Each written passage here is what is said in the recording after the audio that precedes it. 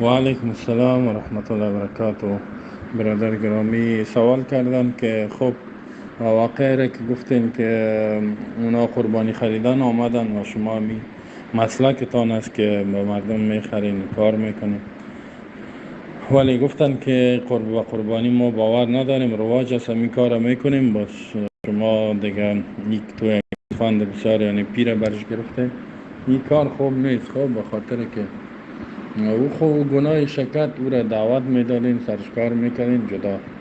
اما حال ای را که ای تو چیز دارین به این فکر که گویا چیز خوب دارین، این کار خوب نیست. به خاطر که الله متعال در قرآن میگه ولا یجرمنکم شنآن قوم علی الا تعدلوا، باعث نشود دشمنی قوم شما را که عدالت نکنید. یعنی عدالت شما ترک مرا، یعنی حقش صاف میکردین و عدالتش میکردین که ثابت است که این میکرد با کار خودش و الله متعال جزایش میده. زیرا بانوز شما در مرحله دعوت هستید دیگه. خب خیر دیگه در آینده متوجه باش. سوال کردن استاد آیا گوشت قربانی برای شیعان جایز است بدیم یا نه؟ خب دیگه یک حدیث است پیامبر صلی الله علیه و آله لا یاکل طعامک الا تقی، طعامت نخورد مگر تقی متقی. اگر اونجا در اطراف شما آدمای خوب است یا آدمای تقوادار است ناس بتین در این وقت همی مردم ما شما که است این چقدر مهاجر شدن در موجه که اهل سنت هستن و در حالت فقر هستن، در حالت مشکلات هستن، به اونا بتین گوشت قربانی را و اونا مستحق تر هستن.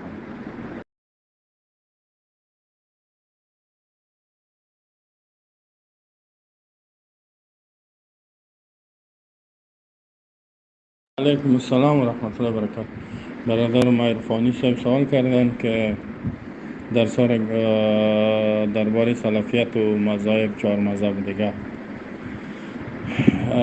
و یکی خوب گفت درسا را میشنوین. الله متعال شما را توفیقات نصیب کنه که درسا را بشنوین، قرآن سنت تفسیر قرآن بیان شدگی است و از علمای را بشنوین. جزاکم الله خیرا. الله متعال توفیق ثبات نصیبتان کنه.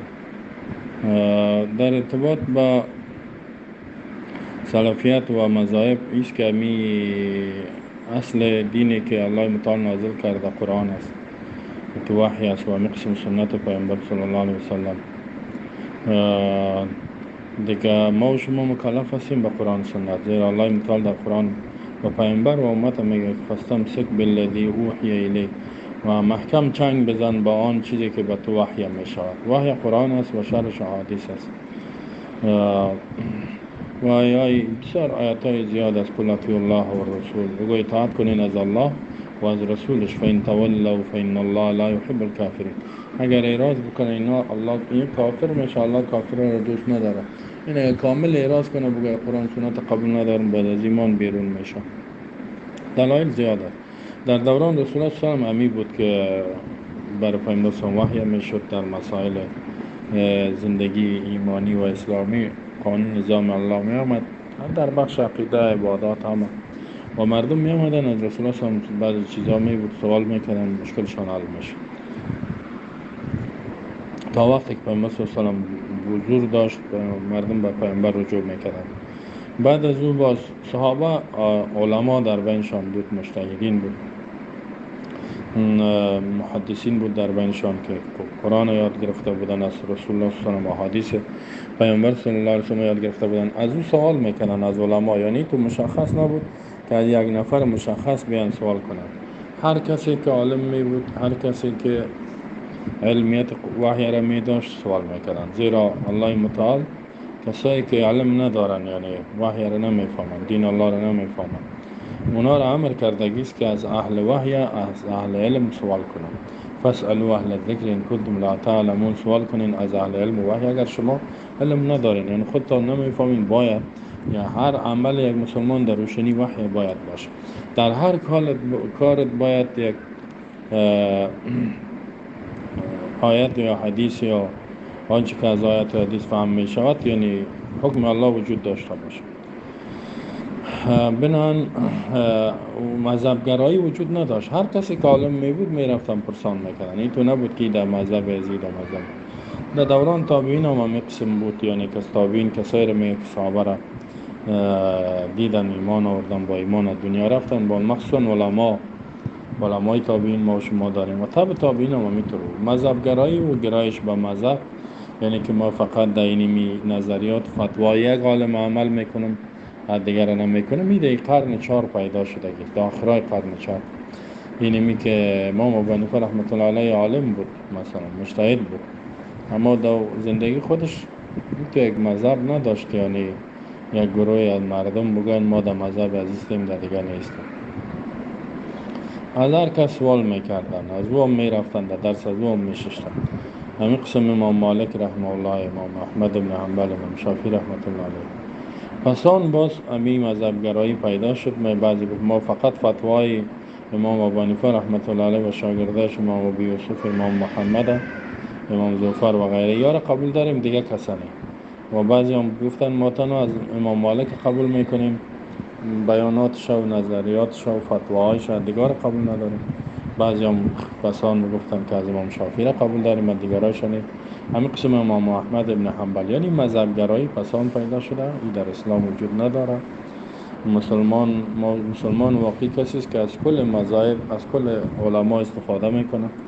یعنی هر مجتهد و محدث، مفتی، عالم و نور چشم و شماست و اونا به خدمت کردن به دین، زحمت کشیدن. ما و شما از کلش استفاده کنیم، اما کدامش که مطابق قرآن سنت گپ گفتن، بیان کردن، اونمو را ما و شما عمل میکنیم. کدامشان اشتباه کردن از او اطاعت نمیکنیم. و این که کی با ما گفتگیست که کدامش مطابق سنت میگه کدامش نمیگه، فعلا ما و شما بالا داریم.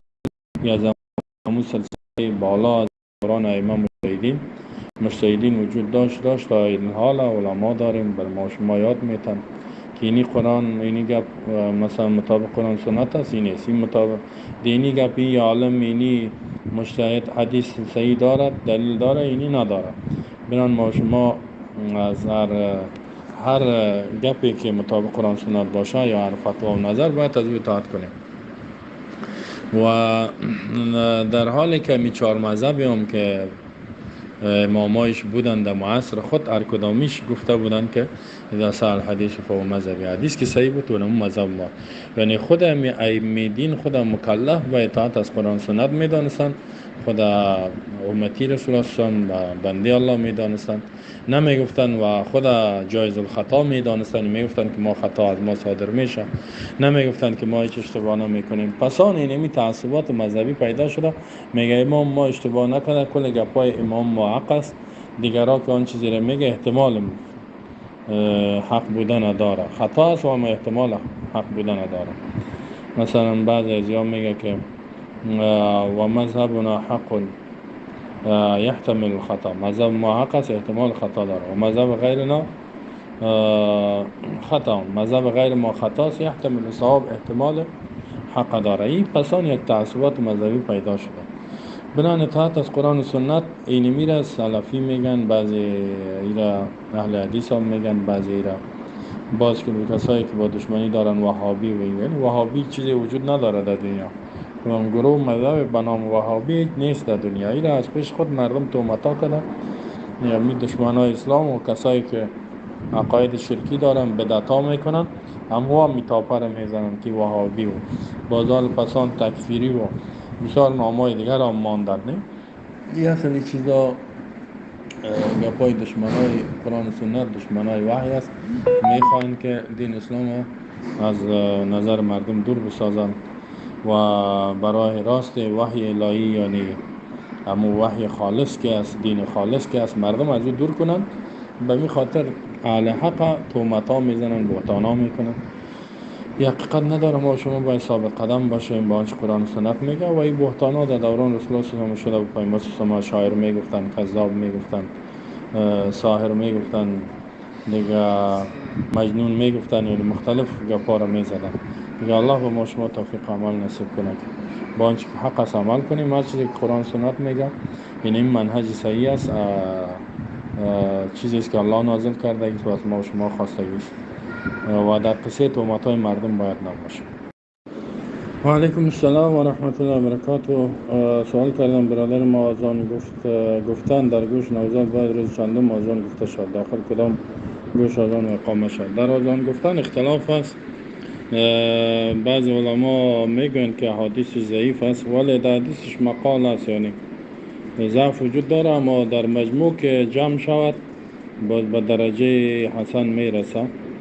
بسیار علما او را تحسین کردن، یعنی بنا آزان گفتن در نوم پیدا شود صحیح، در روز هفتم هم میشه که آزان گفته شود و در اقامهش اگر که حدیث زیاد ضعیف است خب باز هم کسی بگه مشکلی نیست. یعنی که در او بارم حدیث هست اما ضعف وجود داره و بعضی هم میگه که هم به درجه حسن میرسه. دیگه اگر نگویی یا آزان کدام مشکلی نیست، به خاطر که قدر یعنی با قوت ثابت نیست از پیامبر صلی الله علیه و اگر بگویم گپی نداره. در مذهب شافعی و امام احمد بن حنبل و حنبلی ها و حنفی های را مستحب میدانند که در گوش راست آزان گفته شود، در چپ اقامه گفته شود. و علیکم السلام و رحمت الله و برکاته. برادر ما محمد احمدی سوال کردن که استاد از یک سوال داشتم. میگم استاد من حنفی مذهب هستم، در نماز رفع یدین میکنم و دست روی سینه میبندم، ولی ملاهای ما با ما مخالفت میکنن و ما را از مسجد میکشن. الان ما باید چی کار کنیم؟ ما این سنت ها را ترک کنیم یا به مسجد نرویم؟ خب اگر در مسجد میفهمین که نماز درست خوانده میشه به طریق پیامبر صلی الله علیه و جماعت هم مهم است که حتی بعض علما فرض عین گفتن و همین دلایل زیاد است فرض عین از جماعت که بروین، یعنی او هم فرض است. جماعت نماز با جماعت خواندن مهم است و به خاطر از این که اینا اگر رفع یدین کنین از مسجد میکشه جنجال میشه، خیر است رفع یدین و دست روی سینه ماندن ترک کنین، در جماعت بروین، جماعت ترک نکنین به خاطر از رفع یدین. و علیکم السلام و رحمت الله و برکاته. یک برادر ما سوال کردن که امین نام اشخاص روح الله رامش نورالله است، آیا درست است یا نه؟ و به این هم صدا بزنیم ایشان رو در گناه میشم یا نه؟ نه، روح الله مشکل نداره، روحی که از جانب الله است مشکل نداره. رامش نور الله مشکل نداره. رامش یا معنایش غلط نباشه گپی نیست و معنای غلط نداشته باشه. دیگه موفق باشین، الحمدلله خوب است. و علیکم السلام و رحمت الله و برکاته. برادر ما سوال کردن استنجا زدن در جمع وضو است یا نه؟ بله استنجا از بول و غایط نه از ریح، از ریح باد باشه واجب نیست، از بول و غایط واجب است. و 3 بار در حدیث صحیح مسلمه که پیامبر میگه ما را منع میکرد که از 3 بار کم، یعنی 3 سنگ یا 3 کلوخ استفاده شد.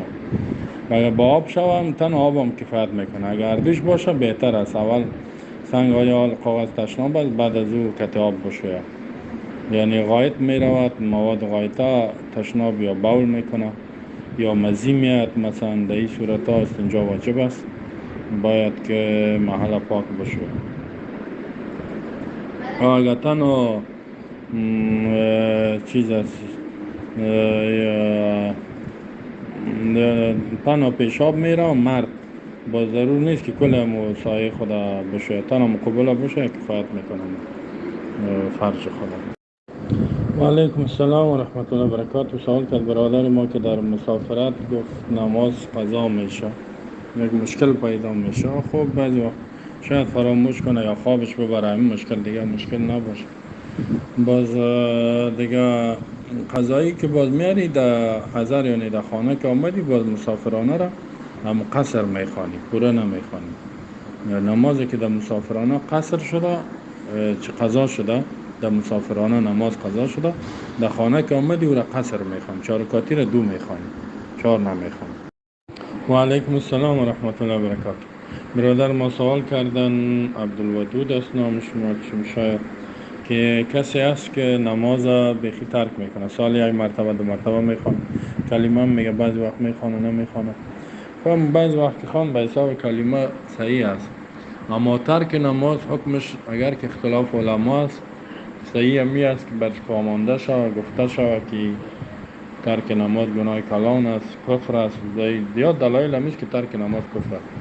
مخصوصا یک کسی دعوت داده شد پامانده شد، دلایل برش گفته شد و سرش بازم یعنی سرش فشار آورده شد که نماز بخوانه، بازم نمیخوانه، این آدم ایمان نداره، ایره مؤمن خطاب کرده نمیشه. ایره مؤمن